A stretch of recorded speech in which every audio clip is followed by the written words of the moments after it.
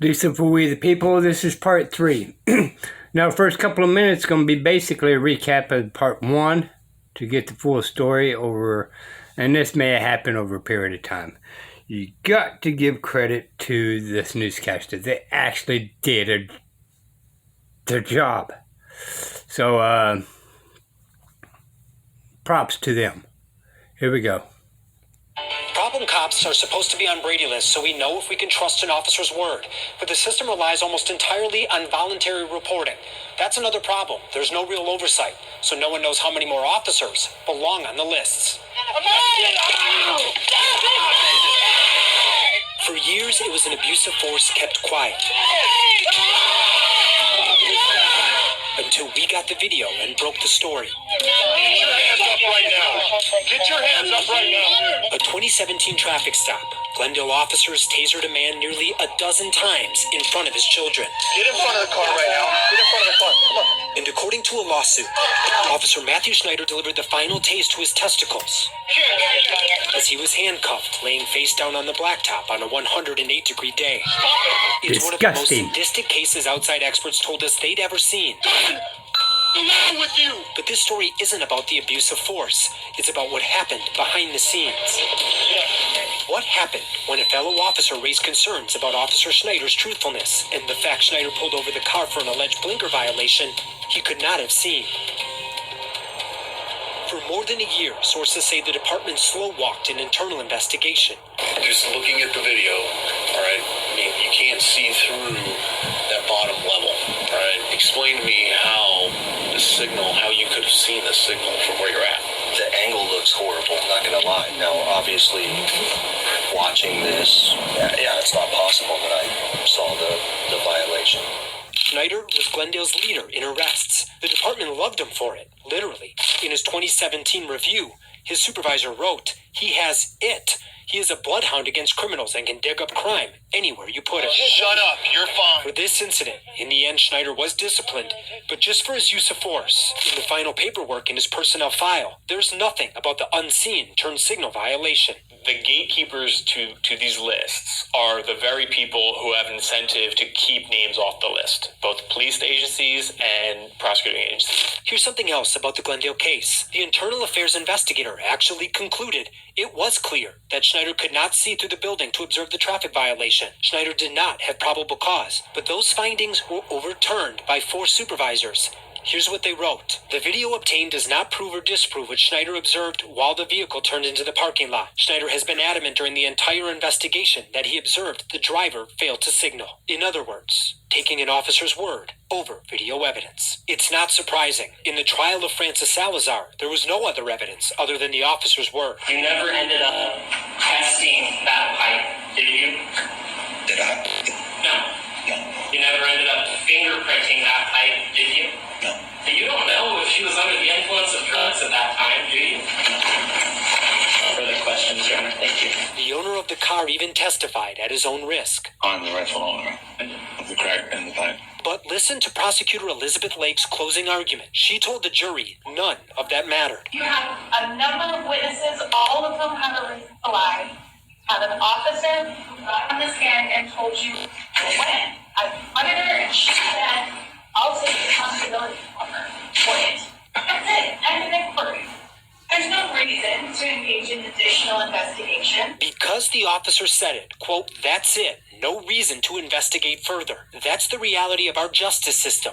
That's the scene that plays out every day in courtrooms everywhere. For prosecutors, they have something called absolute immunity. So a prosecutor could withhold evidence and information in a criminal trial that proves or exonerates the criminal defendant, and that doesn't matter under the law. By matching our Brady database against AZ Post records, we found in Maricopa County alone at least 175 times since 2000 that police and prosecutors waited to put officers on the Brady list and didn't put them on as soon as they knew about credibility issues. The delays, usually months, sometimes years. And based on the incomplete data and all the cases never sent to the state board, the 175 times, likely a significant undercount. So how many people like Francis and their juries were left in the dark? Francis spent 22 months in prison before a judge ordered her early release. Oh, I love you guys. The joy here masking a layer of pain.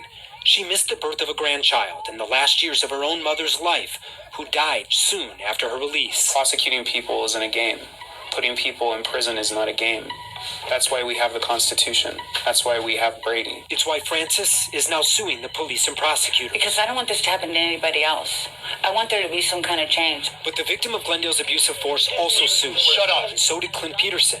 I mean, this happens to people every day, and they don't do nothing about it, and that's how it's got where it's gotten. His criminal case was dismissed, but it took a full year and 8 court hearings. During that time, Clint says officials never turned over the body camera video, never told him about the officer's past. I was basically guilty until I proved myself innocent. While lawsuits may bring some justice to some individually, the system as a whole remains broken. The system set up, self-run, self-policed by the same officials who make all the decisions, pick who gets listed and who does not, and decide what lies, crimes, and misconduct get disclosed. You cannot have a nation for the people, by the people, if the government's hiding its own misconduct.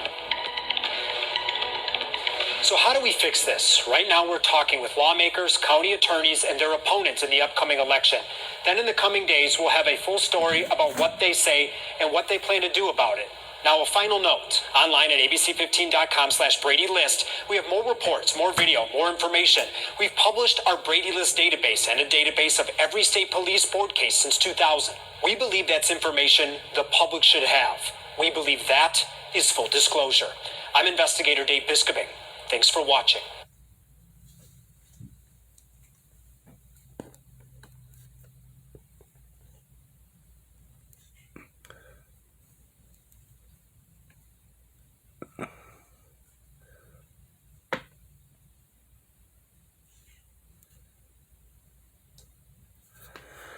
So don't jump on something else, y'all. Again, I don't have fancy equipment and all that. This is cell phone to cell phone and all that. This absolutely does happen everywhere.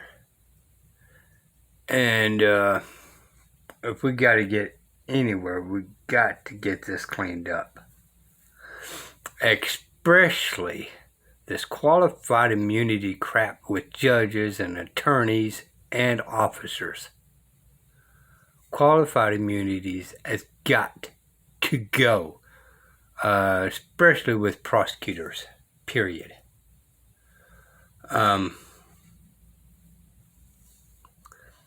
This is Diesel for We the People News. Stay on their butts. And some of you cop watchers out there, track these officers down. Get on their butts. They cannot keep sliding over this. That was disgusting all the way around. Period. 22 months for an innocent person to be in jail. And again, I'm going to use innocent person lightly. And again, like that one guy said, and like I've said 1,000 times, you are guilty until proven innocent. This is Diesel for We the People News.